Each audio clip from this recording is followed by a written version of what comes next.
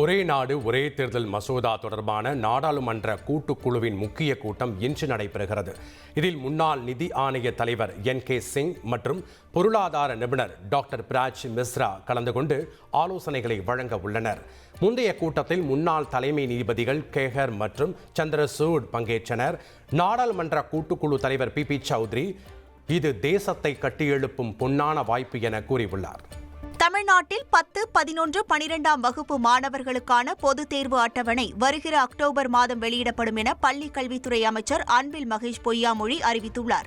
தமிழ்நாடு மாநில பாடத்திட்டத்தில் படிக்கும் மாணவர்களுக்கு பள்ளிக் கல்வித்துறை வெளியிட்டுள்ள நாள்காட்டிப்படி முதல் பருவத் தேர்வு மற்றும் காலாண்டு தேர்வு செப்டம்பர் மாதம் 18ஆம் தேதி முதல் 26ஆம் தேதி வரை நடைபெறும் என்றும், காலாண்டு விடுமுறை செப்டம்பர் 27ஆம் தேதி முதல் அக்டோபர் 2ஆம் தேதி வரையில் அளிக்கப்படுவதாகவும் தெரிவிக்கப்பட்டுள்ளது.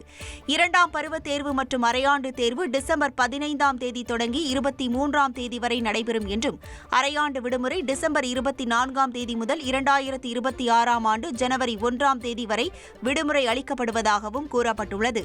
2026ஆம் ஆண்டு பிப்ரவரி மாதத்தில் செய்முறை தேர்வும் மார்ச் மாதம் பொதுத் தேர்வும் நடைபெறவுள்ளது.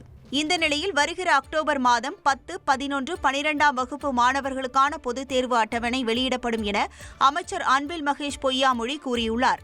அனைத்து வித தேர்வுகளுக்கும் மாணவர்கள் மகிழ்ச்சியுடன் தன்னம்பிக்கையோடு தயாராக வேண்டும் என்றும் அவர் கேட்டுக் கொண்டுள்ளார்.